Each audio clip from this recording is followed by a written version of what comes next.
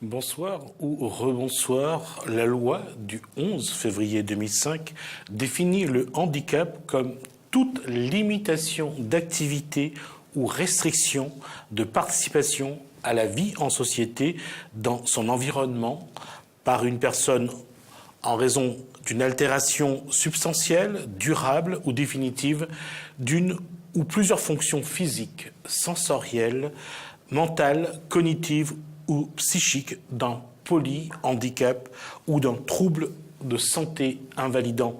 Le terme de handicap couvre donc de multiples situations. Il peut être moteur, psychique, auditif, visuel, etc. Le handicap est également défini par le Code du travail. On en parle avec Alexis Nugent, président de l'Association des personnes handicapées de Sainte-Marie. C'est dans la Réunion. Comment il est?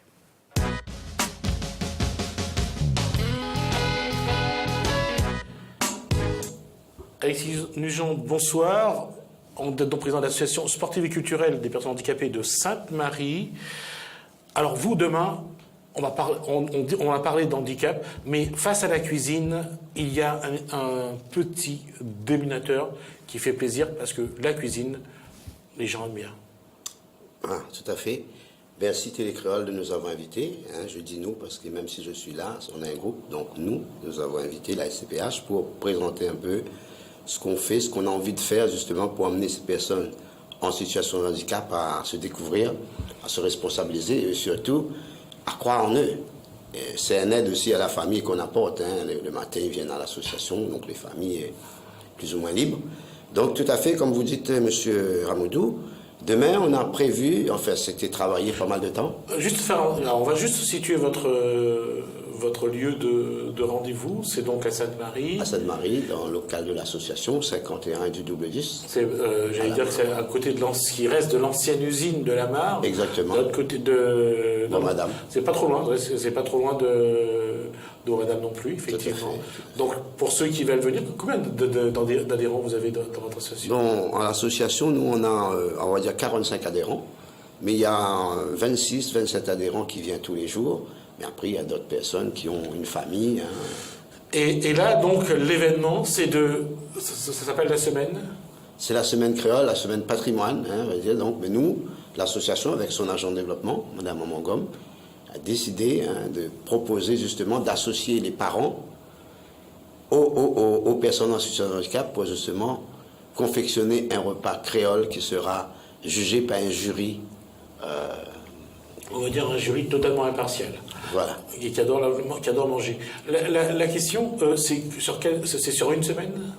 Ce sera sur une semaine, c'est-à-dire demain, il y aura. Ça commence demain. Jusqu'à la semaine prochaine. Jusqu'à le 12 octobre. Ah, il y a quand même. Ah oui. C'est plus que du. Ça veut dire qu'il y a deux groupes. Ça veut dire demain, il y aura un groupe qui va se projeter devant un jury. Après, on va laisser passer un peu le temps.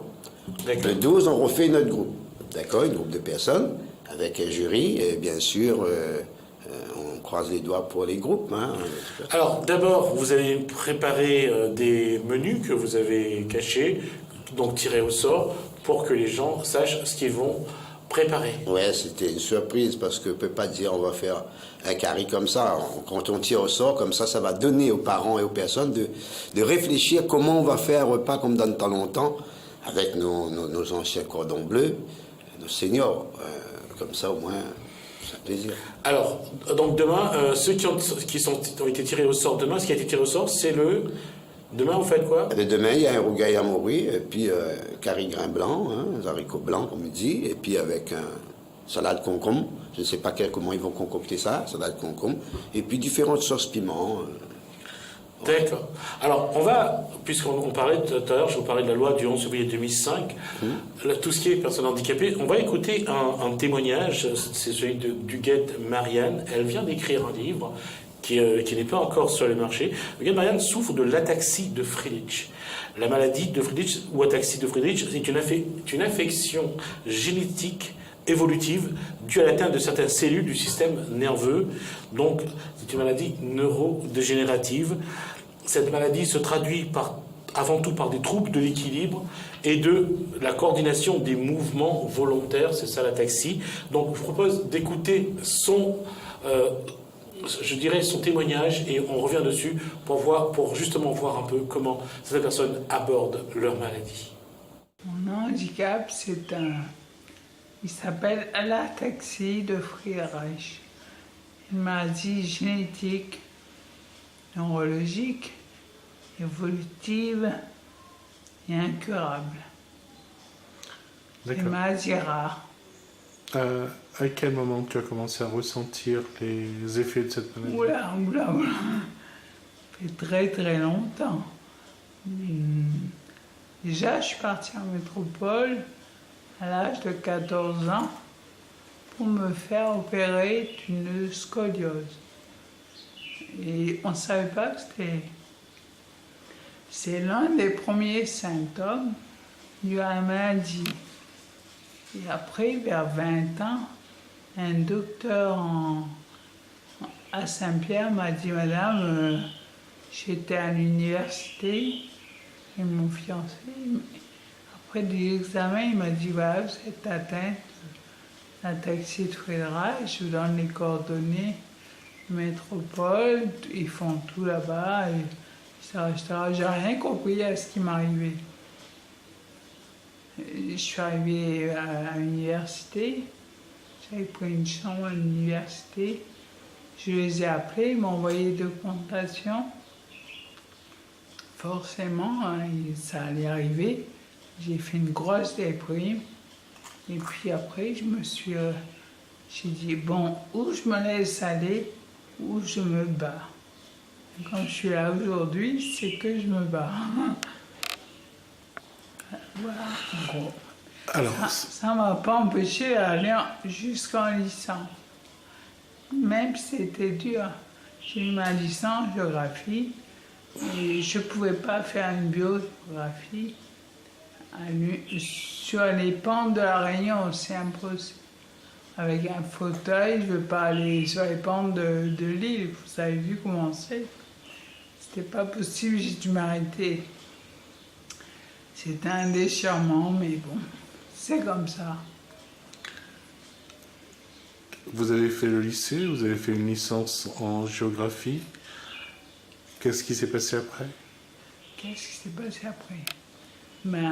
J'avais mon fiancé avec moi, bien sûr. Puis on a décidé de se marier. Je ne sais plus, il s'est passé pas mal de péripéties. On a vécu ensemble un bon moment. Et puis vers l'âge de 29 ans, je me suis mariée. J'ai fait un bébé, un super bébé qui a maintenant 21 ans, qui a passé son bac S. Et il est parti en métropole, à Paris. Et il fait des études de musique, de piano. Et il est aussi à la Sorbonne. Donc je fais la théorie d'un côté et la pratique de l'autre. Et il vient en vacances tous les ans voir sa maman et ses copains. C'est un amour d'enfant. C'est ce que je souhaite à toute la mère d'avoir un fils comme ça. Il est adorable, il est motivant, il me booste, quoi. C'est mon énergie, ma force, mon bonheur. Alors, Alexis Nugent, quand on entend quelqu'un qui est atteint d'une maladie neurodégénérative, elle est en fauteuil, elle ne se déplace plus qu'en fauteuil. Est-ce que parmi les personnes qui sont porteuses de handicap dans votre association, est-ce qu'il y a des gens où on s'accroche autant à des choses aussi fortes? Bon, c'est vrai que là, c'est un enfant. Là, on parle d'une action de cuisine. Ces petits moments-là, ça aide vraiment. Effectivement, ça aide vraiment. Moi, je vois Madame Marianne, je la connais. C'est vrai, c'est quelqu'un vraiment qui se bat, franchement. Je l'ai connue dans pas mal de sorties avec des associations. C'est vrai, c'est une personne formidable. Elle se bat, franchement, comme elle dit, c'est la vérité. Hein. Bien sûr que ça va apporter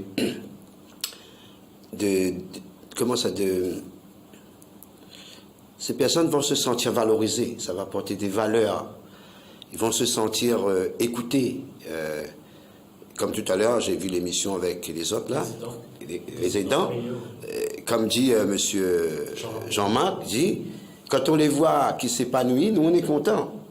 Nous, on est content de voir ces personnes qui sont contents de faire des choses, ils sont contents d'être commandés. Moi là-bas, je ne sais pas commander avec un grand C, mais si vous êtes venu à l'association, c'est pour vous exprimer, c'est pas sortir chez vous, venir s'asseoir. Moi, je cautionne pas ça. L'association ne cautionne pas ça. Je pense que tout le monde ne cautionne pas ça. On va faire selon le moyen, selon leur capacité, mais il faut qu'ils fassent quand même quelque chose. Certains aujourd'hui, quand c'est Brigitte Bondin, qui est conseillère municipale de Sagny, à chaque fois qu'elle parle d'une personne porteuse de handicap, elle dit ceux qui sont capables autrement. Pour ne pas parler de handicap, ils sont capables, les personnes handicapées sont capables autrement. J'ai trouvé le terme très, très positif, je veux dire, c'est de la pensée positive, voire même de la psychologie positive. Et justement, créer des activités où les personnes porteuses de handicap ou autrement capables, qui se réalisent, c'est ce qu'il faut aujourd'hui, leur montrer à quel point ils sont capables, elles sont vivantes. Bien sûr, tout à fait, parce que si on les donne pas la possibilité de faire, de les amener, de les accompagner justement, de mettre des variantes pour qu'ils arrivent à la réussite, il ne faut pas les laisser dans les non-réussites, il faut toujours les amener vers réussir. Donc c'est pour ça, les aidants, ou même nous, on accompagne ces personnes pour dire où les capables. Et à travers la cuisine, à travers la confection d'un repas, c'est un moment de partage, un moment de plaisir. Je veux dire, les barrières entre valides et ceux qui ne le sont plus ou qui l'ont été depuis la naissance, ces barrières tombent. On sent qu'il y a une vraie, je dirais, une vraie fusion au sens propre du terme. Oui, à l'heure d'aujourd'hui, je pense que le regard a changé. Avant, c'est vrai, beaucoup de personnes parlent du regard. On a fait une journée concernant changeant le regard avec les enfants de la crèche pour que dès le plus jeune âge, ils commencent à côtoyer ces personnes porteuses de handicap. À l'heure d'aujourd'hui, je pense que tout est ouvert pour eux.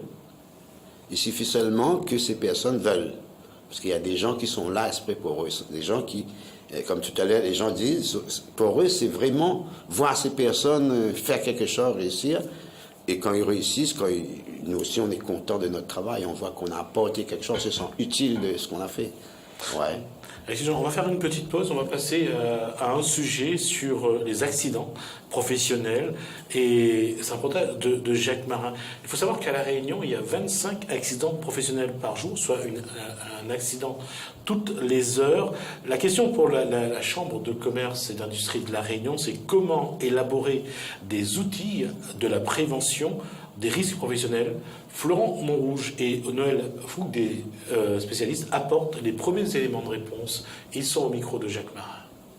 Donc ce matin, on accompagne donc cette démarche-là dans une démarche globale de responsabilisation, mais surtout de mise en autonomie des chefs d'entreprise sur la problématique des risques professionnels. Prendre conscience que on peut faire rimer facteur humain avec à la fois performance économique et performance sociale, et pas que sous l'angle réglementaire. Tout évolue, votre métier il évolue. Faire votre métier il y a 10 ans était d'une façon, aujourd'hui en est une autre, et après-demain ça sera différent. Donc certes, la réglementation c'est aussi fortement densifié sur le sujet parce qu'on a une meilleure connaissance notamment des risques psychosociaux. Et donc à ce titre-là, il s'agit bien évidemment d'accompagner son entreprise, mais le but c'est d'être efficace. Juste un chiffre, 25 accidents du travail par jour pour la filière du BTP, ça veut dire plus d'un accident par heure. Donc au-delà d'une démarche réglementaire, c'est avant tout rester en vie, et bien évidemment faire prospérer son entreprise. Les risques psychosociaux, je dirais, on pourrait prendre la notion de... Il y a une différence entre être compétent et agir avec compétence. Vous ne pouvez pas avoir quelqu'un qui soit totalement compétent, mais qui ne soit pas en capacité d'agir avec compétence. Les risques psychosociaux, c'est l'ensemble de ces facteurs qui vont faire qu'à un moment donné, une personne ne puisse pas faire ce pourquoi on lui a demandé de faire. Qui ne puisse pas avoir les moyens de faire. La notion de stress, par exemple. Quand la notion de stress, c'est l'écart entre ce que vous devez faire et les ressources que vous jugez disponibles pour faire. Alors, ce qu'il faut bien comprendre, c'est qu'on parle de l'évolution du métier et de l'humain à travers tout ça. Et la notion de risque, si on peut parler de risque, il y a toujours à un moment donné une réflexion à avoir sur les moyens de faire pour faire. Il ne s'agit pas d'aider une personne individuellement à faire face à une situation, mais d'avoir une réflexion collective sur comment arriver justement à produire les ressources nécessaires pour qu'ensemble, quel que soit le réel qui se met en face de nous, eh bien, on puisse trouver les solutions, les réflexions pour pouvoir mettre en place une action cohérente et efficace dans notre travail. Il faut savoir qu'il y a des dispositifs État, notamment sur l'île de la Réunion, qui nous permettent de faire financer nos actions dès lors où elles s'inscrivent dans une démarche globale d'amélioration de la qualité de vie au travail. C'est-à-dire avoir une conscience de je ne fais pas pour le cadre purement réglementaire, mais je fais pour que tout le monde s'y retrouve. Ça fait depuis 2003 que j'exerce. J'ai toujours fait attention à tout, mais je pense que là, il manque un petit truc, d'où la chute, l'accident. Alors justement, qu'est-ce qui s'est passé concrètement? On était en train d'évoluer sur un toit. Le toit, il était perché à 10 mètres de hauteur. On était en train de mettre la ligne de vie. On était 3 personnes à évoluer sur le toit. Et je suis parti à l'encontre d'un de mes ouvriers pour l'aider à mettre le harnais. Et j'avais oublié qu'il y avait un trou, un puits de lumière. J'ai posé le pied dessus et je me suis retrouvé 10 mètres en dessous. Conséquence physique, j'ai les 2 pieds qui sont remontés dans mon tronc, le bassin cassé entièrement, percé la rate, tombé sur le coude, cassé le coude, tombé sur la tête, traumatisme crânien, d'où 3 mois dans le coma. Évidemment, sur le coup, je suppose que vous n'avez pas pris conscience de ce qui vous est arrivé. Quand vous êtes réveillé, quelle était votre première réaction? Je me demandais qu'est-ce que je faisais là. J'ai pas pris un abonnement pour aller à l'hôpital. Après, il fallait reconstruire avec tout ce qui était là. Ça fait bizarre de se retrouver cloué au lit, les 4 membres ficelés, quoi, et de pouvoir rien faire. Ça s'est passé il y a combien d'années? En 14 décembre 2015. Donc c'est très récent. C'est récent. Vous êtes été hospitalisé longtemps? Ah oui, 1 an et demi.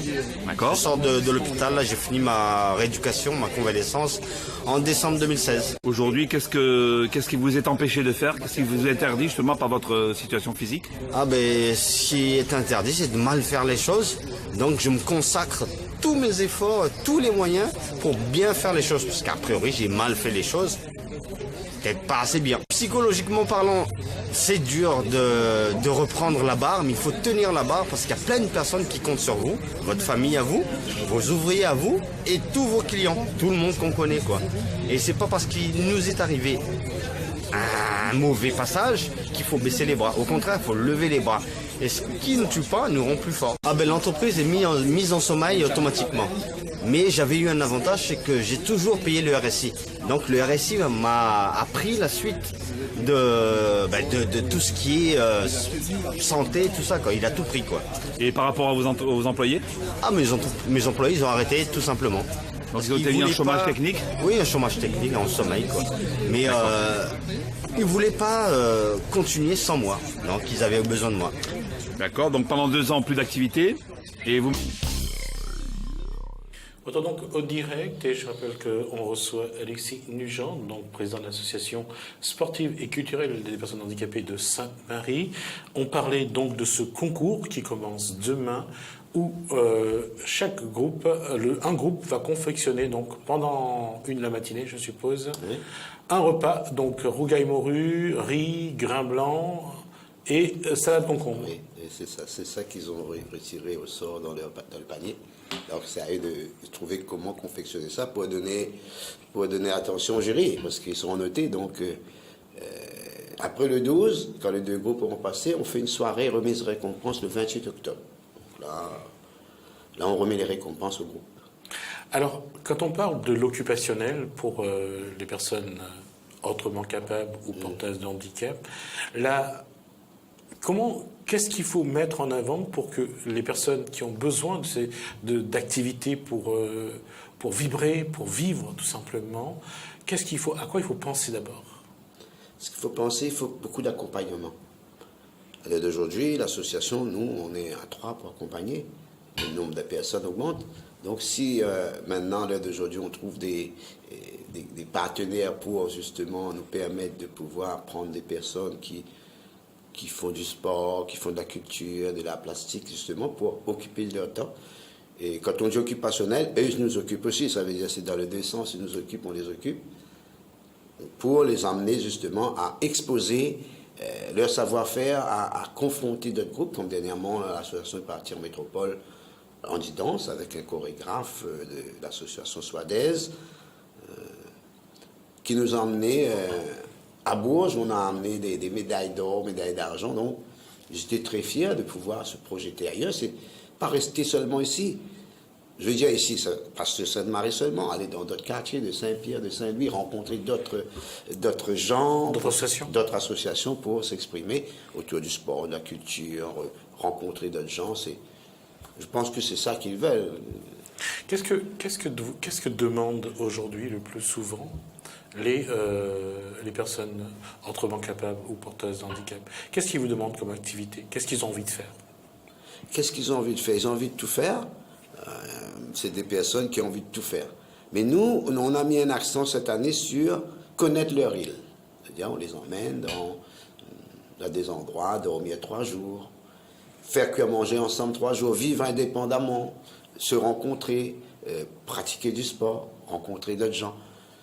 Ça, c'est notre programme. Mais sinon, ils veulent tout faire. Ils aiment tout faire, même si on dit qu'ils ne savent pas faire, mais eux ont envie de faire. Donc, si on a envie de faire, forcément, on va être capable de faire. Et justement, à travers tout ce que vous mettez en place, c'est les balades, c'est les sorties, c'est les rencontres. Et au-delà de ça, en termes d'activité, est-ce qu'il y a des formations? Est-ce qu'il y a l'objectif d'aller vers de l'emploi?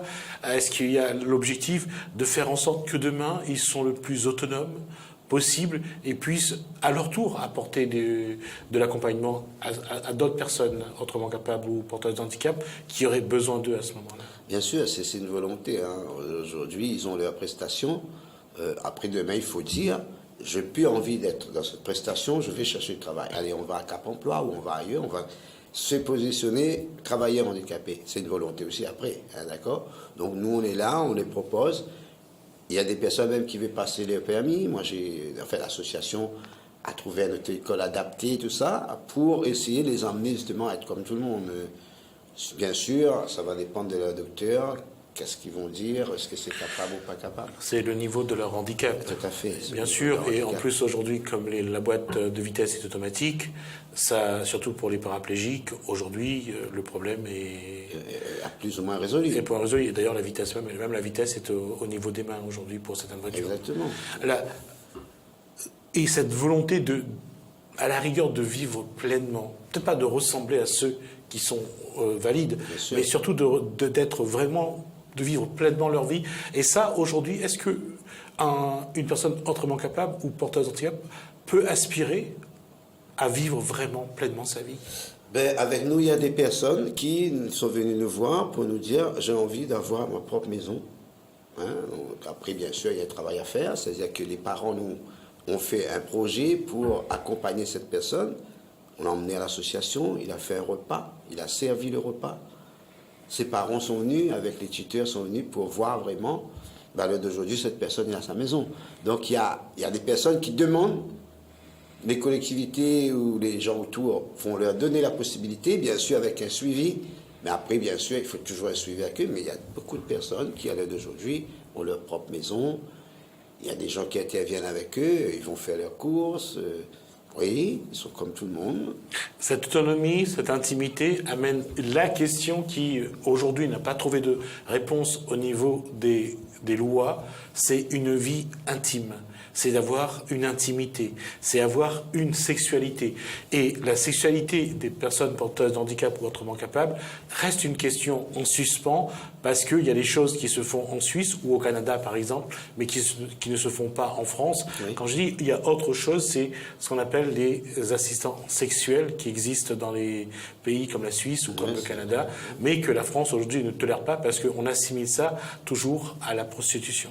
Oui, vraiment, c'est vrai, parce que moi j'étais dans certains endroits, j'ai pas beaucoup voyagé, mais dans certains endroits, j'ai vu que les personnes en situation de handicap pouvaient vivre pleinement leur amitié, leur amour, leur fréquentation. Mais c'est vrai, ici on a difficulté, il y a un réticement, on va dire, un réticement des parents aussi, il y a ce côté-là, et puis aussi il y a quoi, il manque d'informations. Ils ne sont pas beaucoup informés, c'est toujours fermé. Mais maintenant, je sais qu'il y a aussi des chambres communes. Ça veut dire le soir, ils peuvent s'échanger, aller voir. Mais après certaines heures, il faut rentrer dans leur... Et c'est vrai que ça, c'est quelque chose qu'on le voit souvent. Les parents craignent lorsque l'enfant, et là je parle de ceux qui ont, à partir de 17-18 ans, commencent vraiment à avoir des envies de découvrir, de connaître tout ce qui est intimité, sexualité. C'est difficile pour les parents aussi d'accepter cette démarche-là. Tout à fait, je vais pas dire je suis pour ou contre les parents, c'est leur enfant. Nous, comme j'ai toujours dit, nous on accueille ces personnes le matin, mais eux vivent quotidiennement avec ces personnes. Ouais. Donc, souvent, des fois, il y a des personnes qui viennent nous voir, nous disent, vous savez, la case, telle somme, ils disent, écoutez, moi, La case, c'est que la case est la case. Qui est ici, est ici. Je ne vais pas rentrer dans ce moment, la gronde, il y a moins, c'est pour ça, non. Ça, c'est sa maman, c'est la gronde, Ali ou son frère. Nous, on fait notre travail d'accompagnement, mais pas de jugement. Et ce qui veut dire que les parents ne parlent pas non plus de sexe, ne parlent pas de sexualité avec leurs enfants autrement capables ou porteurs de handicap. On sait que quand ils arrivent en association, c'est d'abord entre eux, oui. Après avec parfois les personnes qui sont autour d'eux, qui sont là pour les accompagner. Difficilement, et d'ailleurs c'est vous souvent qui essayez de les amener sur ce sujet. Exactement, parce que je veux qu'il n'y a pas de tabou, qu'on est grand, qu'on parle de tout, mais on fait attention à tout. D'accord ? Il y a des parents qui venaient nous voir pour nous dire, Monsieur Nugent, l'association, je dis Monsieur Nugent n'est pas le seul de l'association, l'association, voilà, ma fille va partir avec vous à Maurice, je vais vous dire quelque chose, mais ça ne vous gêne pas. Et après, il me dit, est-ce que je peux donner ça à ma fille, etc. Contraception, ma fille, avant de partir, je dis, cette dame, elle est consciente que ne pourra pas tout le temps surveiller sa fille. Oui, ça, tout à fait. Donc, elle protège d'une autre façon. Voilà. Mais de toute façon aussi, il faut aussi prendre en compte les désirs des personnes porteuses de handicap ou autrement capables, qui ont aussi des envies, je veux dire, qui sont comme n'importe quel individu, qui ont des désirs. Tout à fait. Et c'est ça qui est pas facile à discuter. Pas avec la personne, c'est avec les parents qui c'est difficile à parler. C'est difficile. Ouais. Et vous essayez quand même, ou parce que je pense que vous ressentez parfois le désir chez certains adhérents, je suppose. Mais bien sûr, parce que des fois je leur dis, à un moment donné, ce sera plus la SCPH, ce sera Agence Patrimoniale. On rigole un peu, là-bas c'est beaucoup. Vous avez vu, dernièrement, vous êtes venus, c'est vraiment, on est là, on est entre nous, on est en... C'est vraiment libre, en tout cas, vous pouvez vous exprimer. Voilà. D'accord. Alors, on est arrivé à la fin de cette émission. Alexis Nugent, juste rappeler que c'est demain que commence le concours culinaire de l'association sportive et culturelle des personnes âgées de Sainte-Marie. Oui. Et que demain, ce sera donc rogaille morue, haricots blancs et salade concombre. Voilà. Et si vous me permettez, je voudrais remercier tous les parents qui ont bien voulu s'associer à nous, le jury, tous les adhérents, et bien sûr, notre CCS qui nous suit, notre CCS, le CCS de Sainte-Suzanne et de Sainte-Marie, parce qu'il faut dire qu'à l'association, on prend les gens de Saint-Denis, de Sainte-Marie, de Sainte-Suzanne. C'est pas fermé spécialement Sainte-Marie. C'est pour ça que c'est écrit ASCPH. J'ai pas voulu mettre Sainte-Marie derrière, ASCPH tout court. Voilà. Merci Alexis Nugent. J'espère qu'on aura le vainqueur ou la gagnante de ce concours. En tout cas, on essaiera d'atteindre le 28 pour ne serait-ce qu'avoir quelques images. Merci à vous. Merci à la SCPH. Donc, on se donne rendez-vous, nous, demain. On espère que vous avez passé un bon moment avec nous. Commencez bien votre soirée sur Télécréole. Merci à la régie. Moi, je vous donne rendez-vous demain. Au revoir.